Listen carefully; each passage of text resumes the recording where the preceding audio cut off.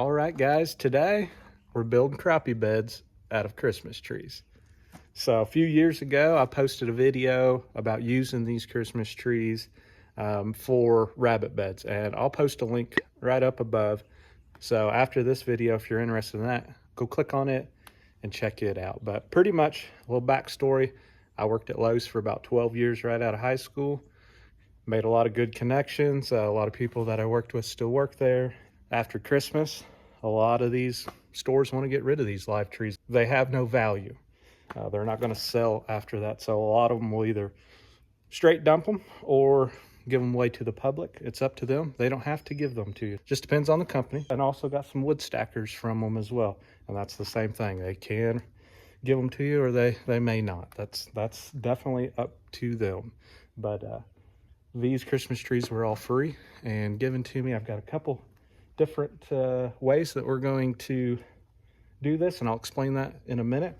But first, I just want to say, before we get into this, that I am going to a Corps of Engineer lake.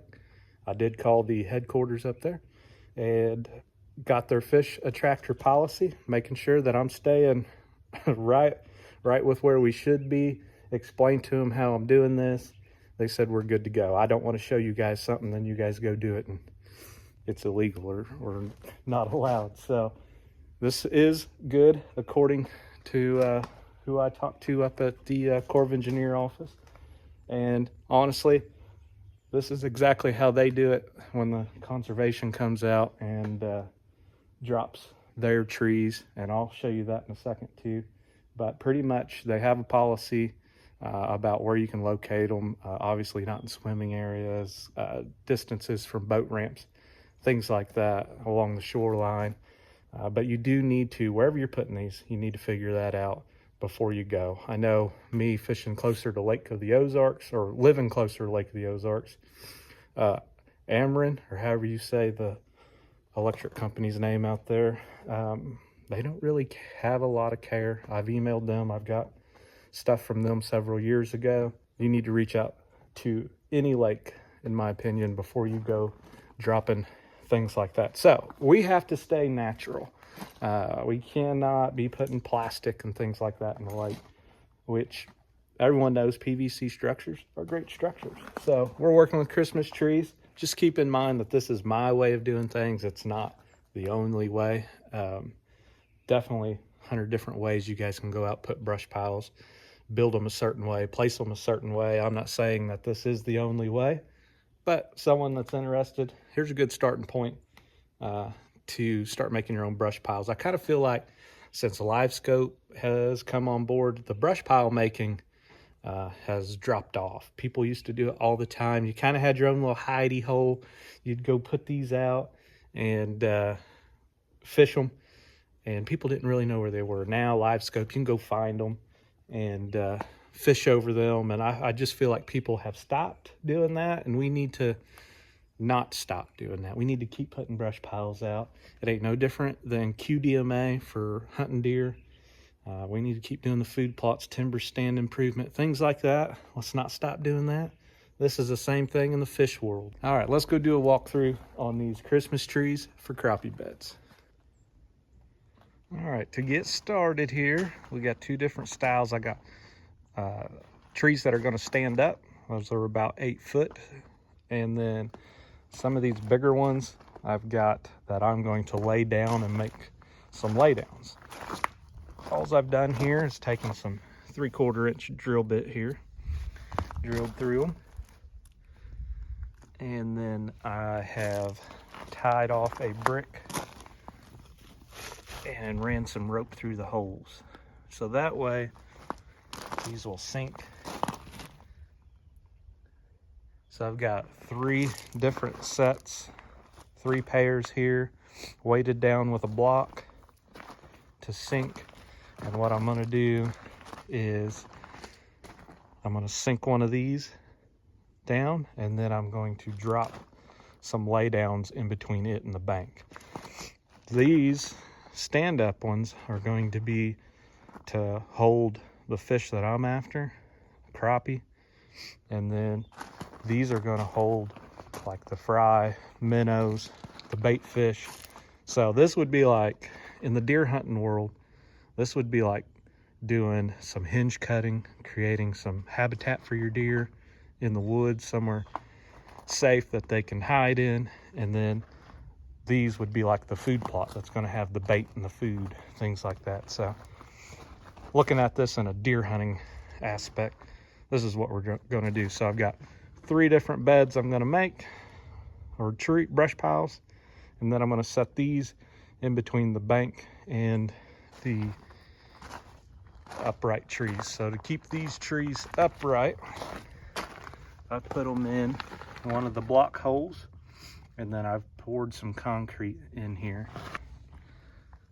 So I filled that hole completely up with concrete, and then I just took some of these lumber stackers that I got from Lowe's too, and I screwed in an X, so that way if when it drops the ground's going to be a little uneven, things like that, this will still stand up in a way, so that way it won't tip over.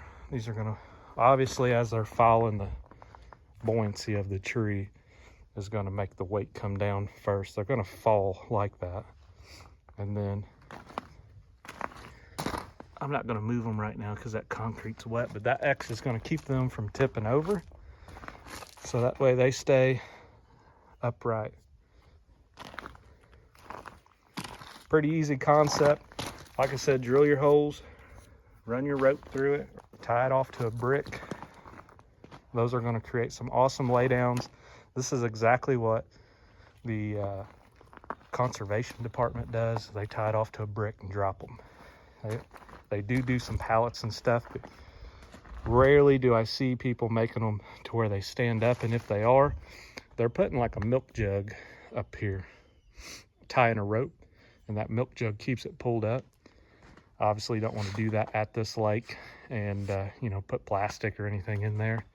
And I'll be honest, first time someone tries to fish that and hooks that rope with that jug on there, it's pulled off and no longer holding. So something to think about there. But this is the best method that I've got to keep these things upright. Another little thing that I did is come in here and I cut little sections of branches out, kind of spiraled in here. You want it to kind of look like a Charlie Brown Christmas tree. These sections are where your fish are going to be hiding in. You don't want it so tight like this that they can't get in there. So I've cut little sections right here. Cut a little section. These fish can get in here. And they're not. They're waiting for bait. In here is what they're doing. So this tree here, I don't know what kind this is, but it's not as tightly packed. I didn't have to cut as many, but we got some good openings. But honestly, a cedar tree that we have out here in Missouri, a cedar tree's prime for it.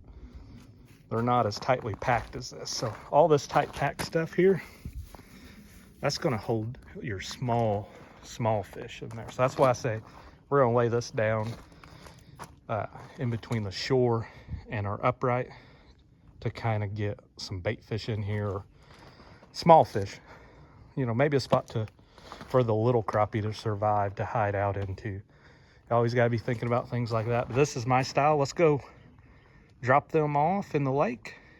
All right, guys, we made it up to the lake, loaded down with a bunch of cedar trees, and I got my good looking wife here with me to one, help me, but two, this can be dangerous out here. You are dropping weighted things down into the lake, and wear a life jacket if you're by yourself, or bring somebody, because you don't want to get tangled up in the ropes and messes and get drugged down with it. So have somebody, or make sure you wear your life jacket. My life jacket has a little pull string, and I definitely don't want to accidentally set it off with these cedar limbs, so I won't have it on while I'm dropping. But we made it up to the lake, an hour and a half drive for us, and gonna do some work today, get these put in. A little overcast, a little rainy, not a lot of people on the lake, so let's get after it. All right, so we're in one of the spots that I want to put a bed at. Right now we're in 10 foot of water, floating out to about 14, but beside us is like 6 to 8, so there's a little dip here. So we're gonna drop our first upright tree real quick.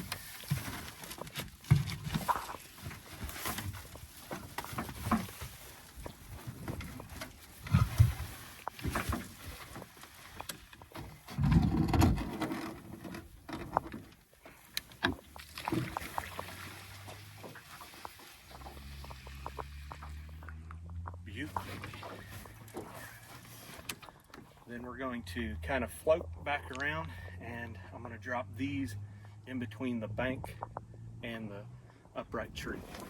So we made a loop, come back around. Our cedar tree's about right there, got the bank over here. We're going to drop these laydowns in between that.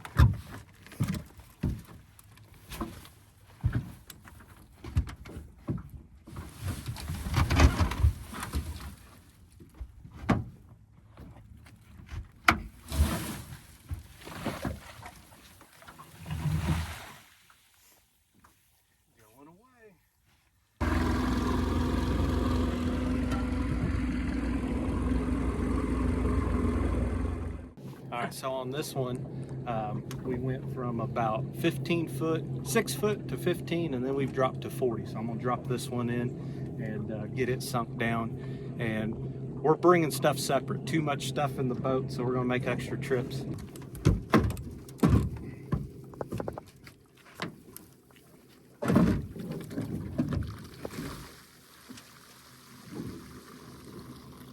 Here she goes.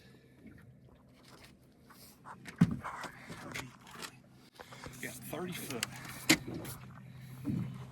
So we're really kind of in a transition from going to 40 foot to what, about 6 foot, 50 yards, 50 feet farther. So good little spot for this. We're gonna go get the lay downs and put them in here too.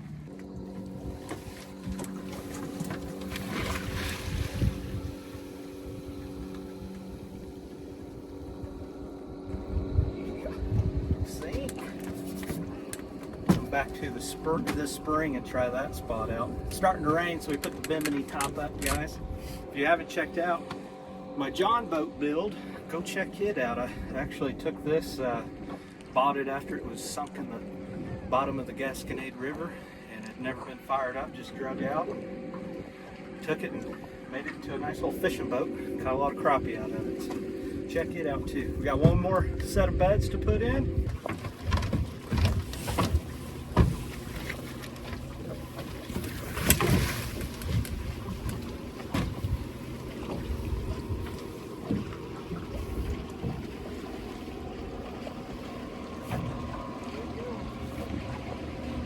Slowly sinking. We're at 40 foot right here, guys. This is more of a this time of year spot that I tried to make. Tried to get a few throughout the year, late winter. Kind of want to have a bed in the deeper water. So that's why I come right here. We got 3 different bed areas made up, each with a vertical tree and then with some lay downs beside it. We're going to definitely hit these in the spring. One thing to keep in mind, that these Christmas trees will rot out in a year, year and a half, so you do got to keep adding to them. Cedars last a little longer, so I kind of like to use those, but it's kind of windy, blowing up on these banks. I think we're going to maybe try to catch some white bass, find some crappie here in a minute. Excited to come back out here and fish these brush piles in the spring. So subscribe and see if we can catch some this spring. So thank you guys for watching. Be safe out there. Enjoy the outdoors. God bless.